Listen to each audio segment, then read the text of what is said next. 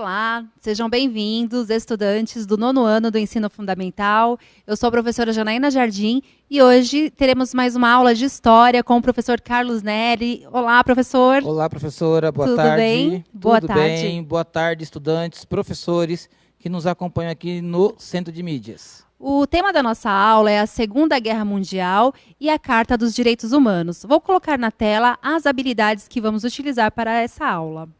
Na tela.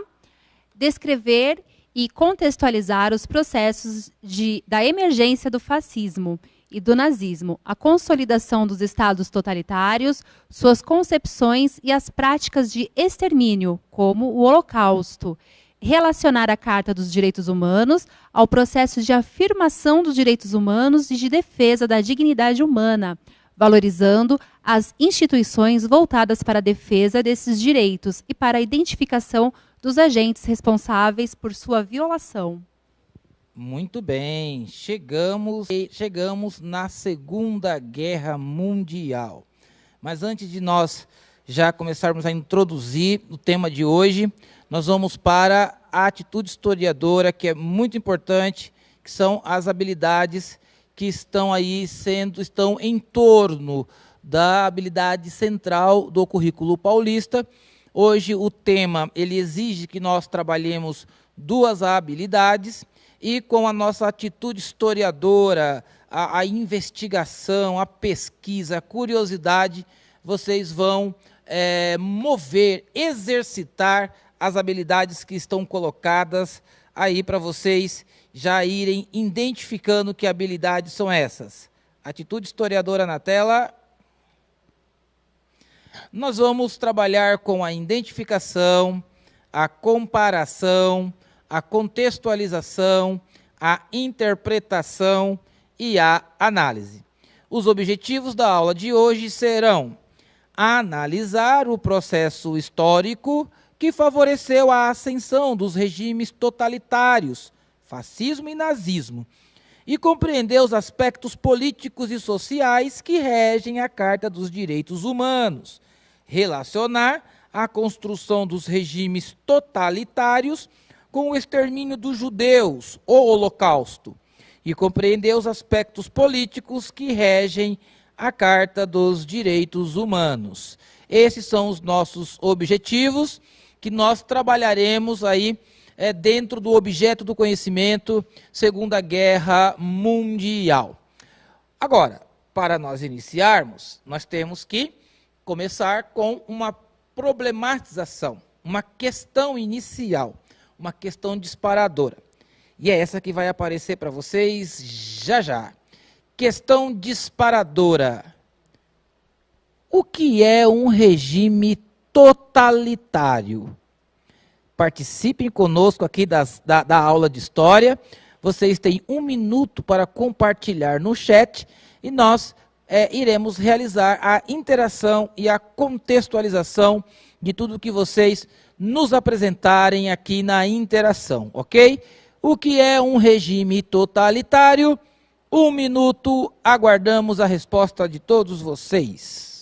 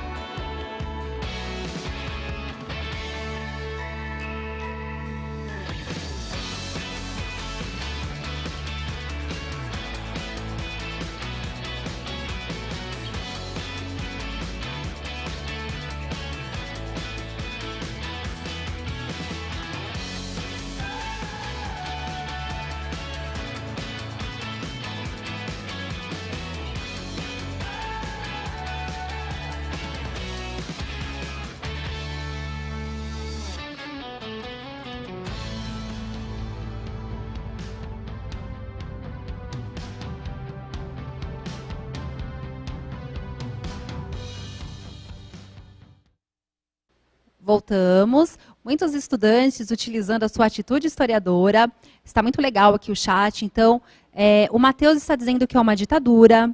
O Natan está dizendo que é um governo totalitário. Mas, assim, na maior parte, os alunos estão respondendo, professor Carlos, que é um governo totalitário, surrupiador, que tem total controle, um sistema político ou uma forma de governo que proíbe partidos e oposição. É a resposta do Gabriel. Muito bem, Gabriel. Que resposta completa, inteligente. Parabéns. Você fez um golaço agora com a sua resposta. É isso mesmo. Um regime totalitário é um regime centralizador, é um regime que suprime as liberdades individuais, é um regime que controla todas as coisas, ok? Controla a vida social, as instituições. Esse é um regime totalitário. Vamos fazer uma leitura, vamos realizar uma leitura compartilhada agora, todos nós. Vamos lá. Professora Janaína, lê para a gente o texto. A Segunda Guerra Mundial. A década de 30 do século XX foi marcada pela radicalização do nacionalismo exaltado, característicos dos regimes nazista e fascista, e pelo crescente espírito militarista. A Liga das Nações encontrava-se cada vez mais desacreditada em suas promessas pacifistas. No continente europeu, a paz era mantida em condições precárias. Todo esse processo levou à eclosão da Segunda Guerra Mundial, em 1939. Adolf Hitler, em 1934, apesar dos impedimentos determinados pelo Tratado de Versalhes, iniciou a reestruturação do exército da Alemanha, a fim de viabilizar a expansão territorial do país. Em 1938, a Alemanha nazista anexou a Áustria e os Sudetos, região da atual República Tcheca, e em 1939 invadiu a Polônia, despertando reações da França e da Inglaterra, o que motivou o início da Segunda Guerra Mundial. Isso, muito bem. Tem alguns detalhes aí no texto que nós vamos contextualizar com vocês, para que vocês possam aprofundar nas estruturas do texto, ok? Primeiro, nacionalismo. É claro que todos nós devemos ser patriotas, não é verdade? Nós moramos em uma terra, nossa terra tem uma bandeira, nossa terra tem nossa cultura, nosso jeito, nossa maneira de ser, nossas tradições, nossa terra. Então, nós devemos sim ser patriotas, né? Agora, o nacionalismo que estava se desenvolvendo já a partir do século XIX, lá atrás, com as guerras de unificação do território, como, por exemplo, lá do Império do Império Alemão.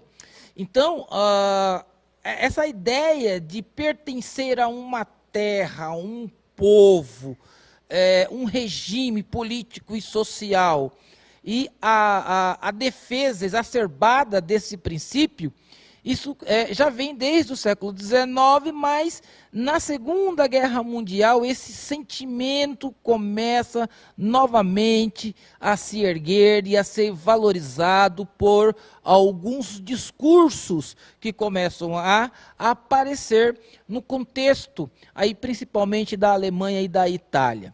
Nós devemos lembrar e voltar nas aulas anteriores que nós teremos a Primeira Guerra Mundial de 1914 a 1919.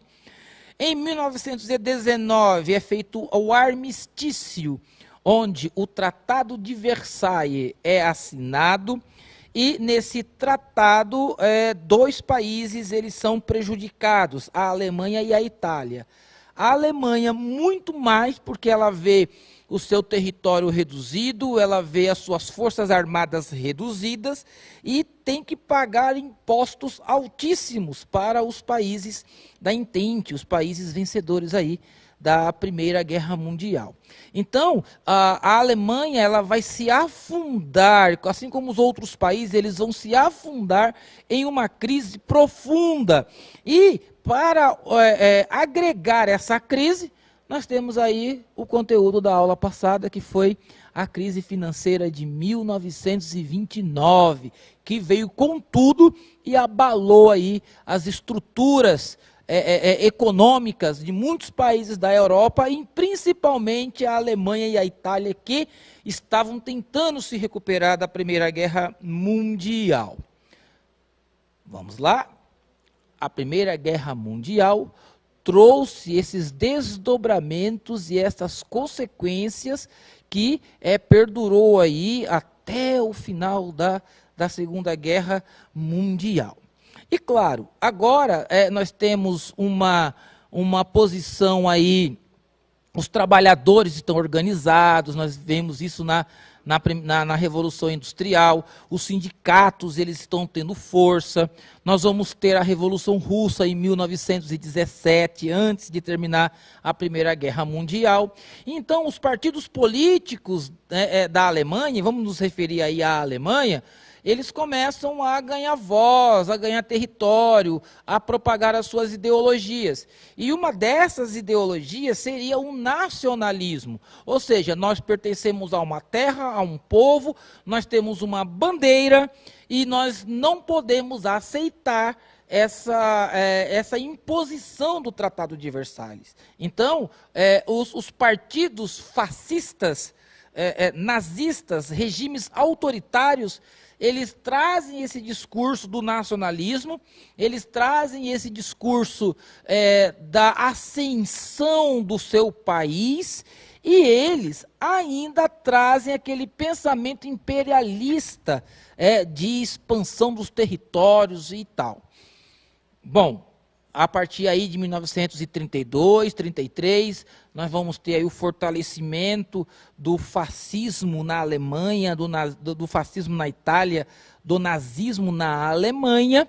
E, claro, o Adolf Hitler, ele chega ao poder e começa aí o seu projeto expansionista, conforme nós lemos no texto.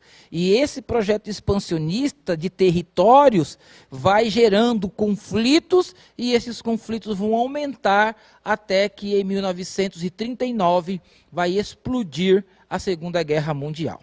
Ok? Mas nós vamos agora realizar as atividades para verificar o conhecimento que vocês estão trazendo para nós. Fiquem atentos na aula e na atividade que nós vamos colocar para vocês agora. Vamos lá, a professora Janaína vai ler o texto e nós vamos fazer a atividade. Tratado de Versalhes marcou nova fase do capitalismo, diz professor. Firmado há 100 anos, acordo entre nações buscou impedir hegemonia econômica da Alemanha, segundo o docente da USP.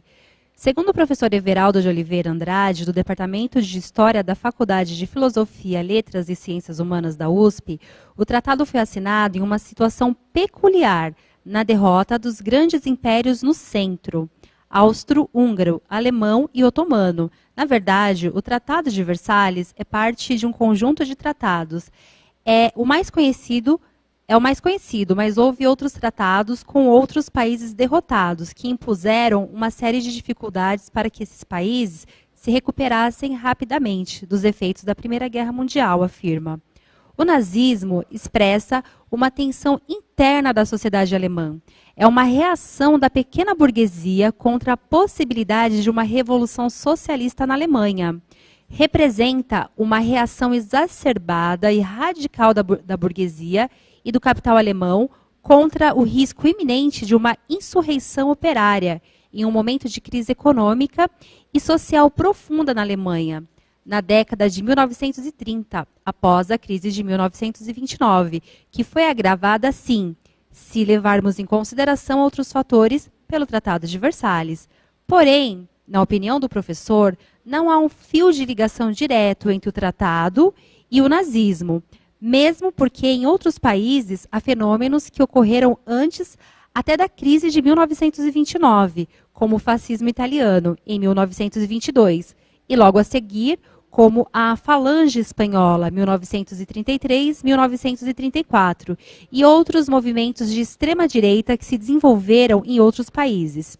O nazismo tem esse componente de tentar ser uma resposta, e é uma situação de desespero de um setor da sociedade alemã que busca uma solução mágica, que acaba levando à tragédia da Segunda Guerra Mundial. Comenta, acrescentando que a Segunda Guerra Mundial é uma continuidade das tensões que não foram resolvidas na Primeira Guerra Mundial. Muito bem. Qual é a atividade que nós vamos fazer? A.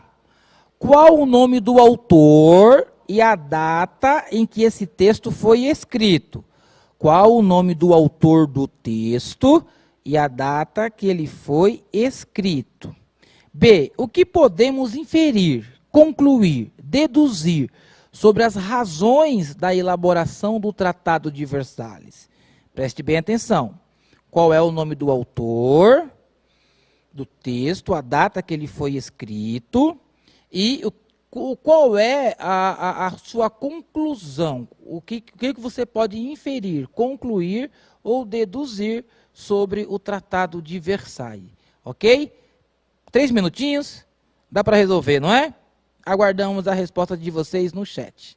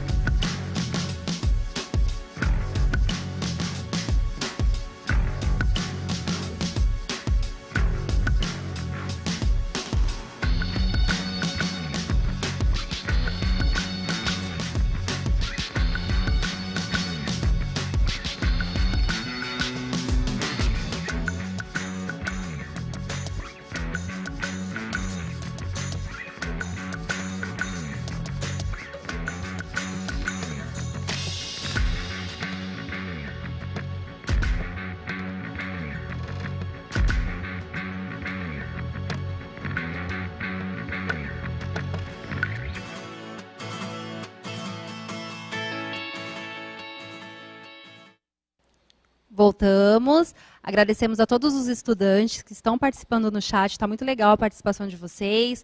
Agradecemos aos professores também que nos acompanham no chat, que respondem as perguntas dos alunos junto conosco e sempre contribuem com as nossas aulas. Então, professor Carlos, assim, muita participação. O Cauã Ribeiro, ele respondeu assim: as consequências danosas da Primeira Guerra. O Lucas Henrique, a derrota da Tríplice Aliança na Primeira Guerra Mundial. E o Roger, ele respondeu também a derrota da Tríplice Aliança na Primeira Guerra Mundial. E por aí vão, são essas as respostas. Sim, mas vocês fugiram um pouquinho do objetivo da questão. Vamos voltar lá no texto? Vamos lá? A pergunta diz o seguinte: qual o nome do autor e a data em que o texto foi escrito? A autora é Cláudia Costa, Jornal da USP, 26 de junho de 2019, que escreveu aqui esse artigo. E o que nós podemos inferir sobre as razões da elaboração do Tratado de Versalhes? o que nós podemos aqui concluir é que, segundo o professor Everaldo de Oliveira Andrade, não há uma ligação entre o Tratado de Versailles e o crescimento do nazismo e do fascismo na Europa.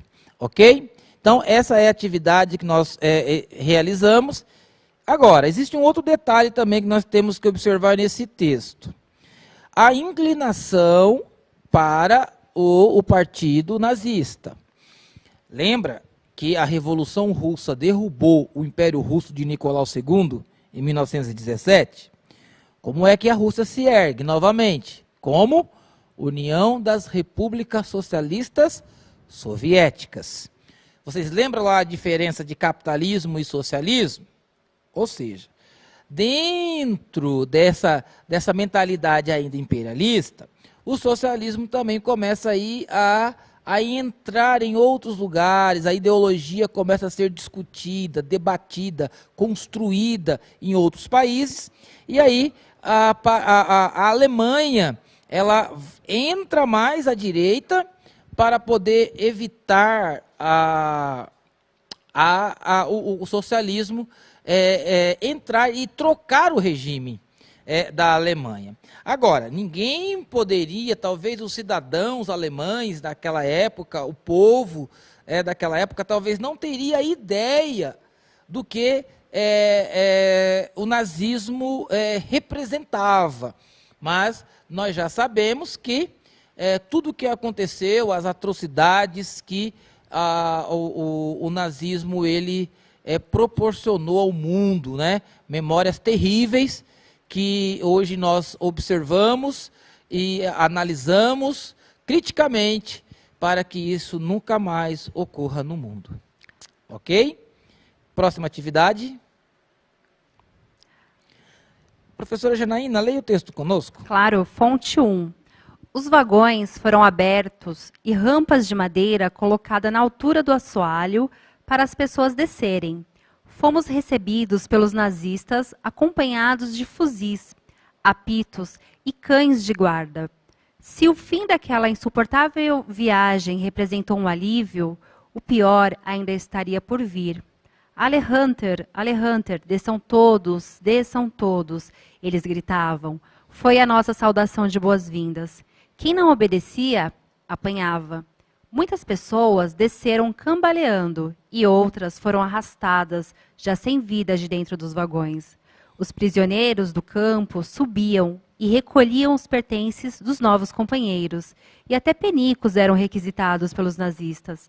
Imediatamente veio a ordem de separação. Direita, esquerda, crianças abaixo de 12 anos e velhos acima de 60 eram separados à esquerda. A seguir, rasparam nossos cabelos e todos os pelos do corpo. Sobre a pele raspada e irritada, esfregaram creolina. Ardia como carne viva. Por último, fomos empurrados para a sala de banho. Ao chegar minha vez, estendi o braço e uma numeração foi tatuada na parte externa do meu antebraço. Morria Andorn Stern e nascia 83, 89, 2. Olha, que leitura terrível, né? Que leitura dramática nós realizamos agora. Esses são os retratos da Primeira Guerra Mundial. Mas vamos aí para a atividade, na tela. Escreva sobre o que mais lhe chamou a atenção no fragmento. Uma pergunta é uma questão meio subjetiva, é a sua sensação, né? O que mais lhe chamou a atenção? O que mais lhe prendeu na leitura desse fragmento? B. Na fonte apresentada, é possível reconhecer a organização de campos de concentração? Retire a informação do texto que justifique sua resposta. A. Escreva sobre o que mais lhe chamou a atenção no fragmento. B. Na fonte apresentada, é possível reconhecer a organização de campos de concentração? Retire do texto a informação que justifique essa resposta. Ok? 2 minutos, já voltamos.